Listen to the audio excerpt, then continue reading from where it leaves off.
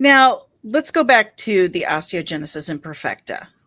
Mm-hmm. What inspired that specific choice?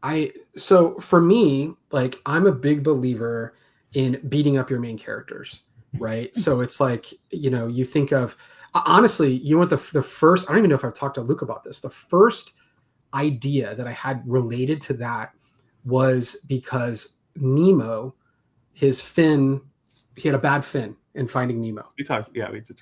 Yeah, and I think Finding Nemo is a great example of a movie where you just have this little fish that's against the world trying to accomplish the unaccomplishable, right? And you do all this stuff, but you also give him a bad fin. And I remember thinking, like, let's give him a bad fin, right?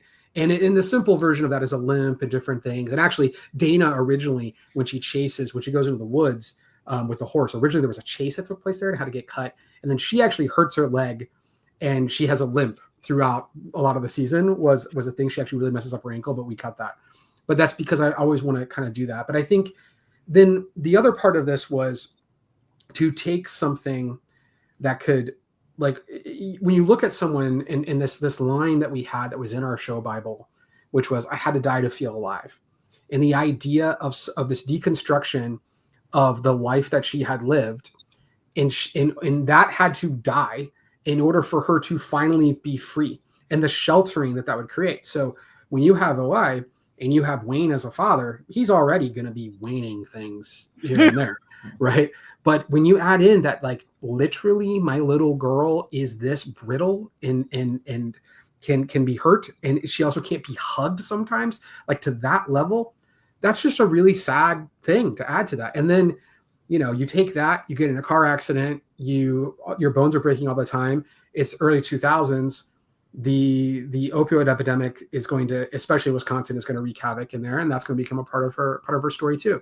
And it adds more, another bad fin, and so you're just continuing to add conflict onto this. So that way there's this release when she is revived, right? There is this massive release to M. And I thought that was a really fun arc to have. And then even more pointedly, when you get to episode 6, she's literally having to break her own bones in order to save her life, right? And using this thing that all the time, like, she's so scared of doing that, and she turns her own broken bones into a weapon. I just thought was just a really beautiful thing, if I may, to try to write and push for. So, but yeah, it really started with Nemo's bad fin. I'm really trying hard to keep it together because there are some things that Luke knows about me that you do not. Oh. So I did ask Luke, I said, do you guys have someone in your life, someone that you care about, someone that you love that is physically disabled, regarding the character of M? And he said, wow, it's crazy that you asked that, because, and I told him, I said, it's the reason why I'm asking is because I am physically disabled, and the condition I have is extremely close to osteoimperfecta. And I grew up in Shriners Hospital for children in St. Louis.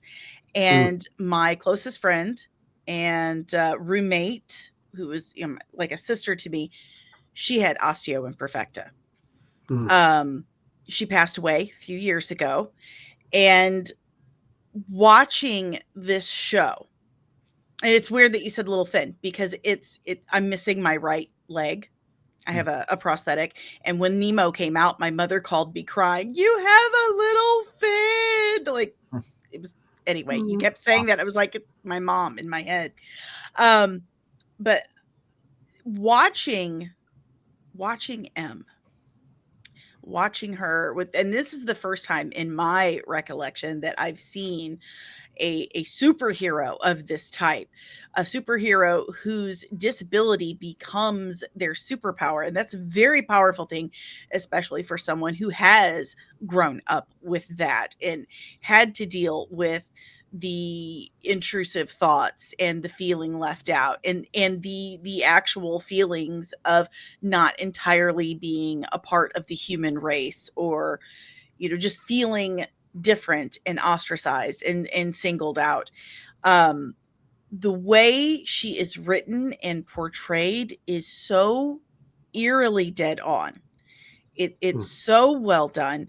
I really wish I showed my late friend's daughter, and I said, you've got to watch this. Your mother would have just absolutely loved this. But for someone who has grown up that way and has dealt with a lot of those issues that M does, this was a very powerful thing for me to watch. I mean, very powerful. I mean, just how cool is that? Someone who has messed up bones, extremely tiny, messed up little bones. And I'm seeing that being portrayed as a power, as a weapon. Like, that was just absolutely, I don't know how to describe it. But for anyone who says that representation or whatever doesn't matter, you've probably already seen yourself on TV, or you've not seen it done well. But in my opinion, this was done extremely well, very empathetically. Now, Luke, to you first, like, is there someone special in your life that kind of inspired some of this? Because to me, it felt like you had to have some kind of inside information or some insight to this to be able to pull off this kind of character and storyline. Yeah, I mean, look, it's weird. It's weird how when you're creating things can sink into them without you even realizing it. And you mentioned this to me before, and the second you said it, because I just hadn't given it thought. But yes, I had my best friend growing up. His name was Mike.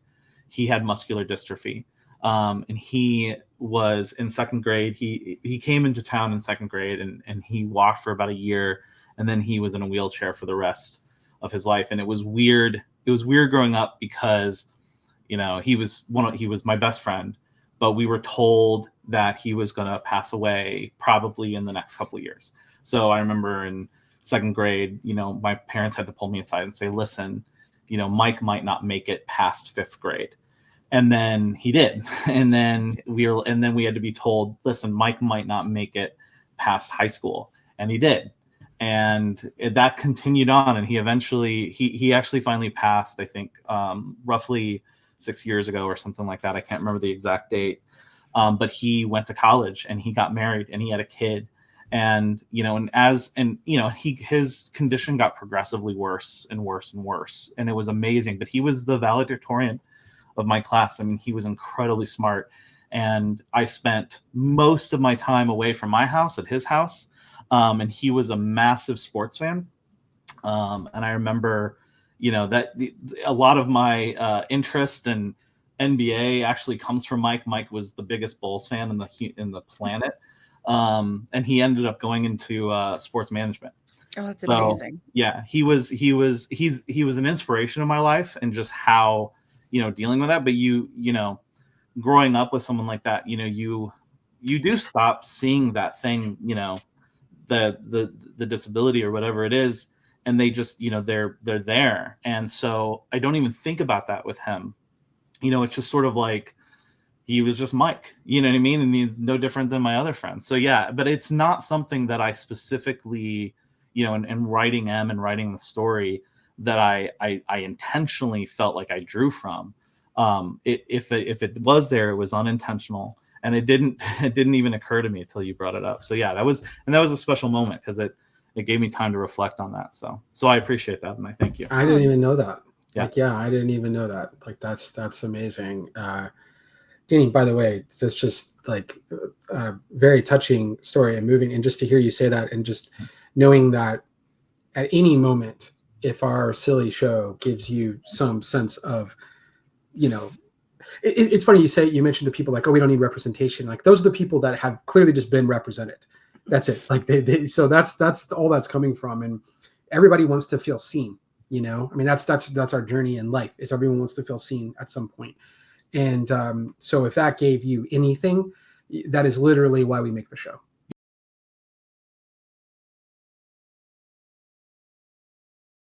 Disney and Kathleen Kennedy are gonna get you!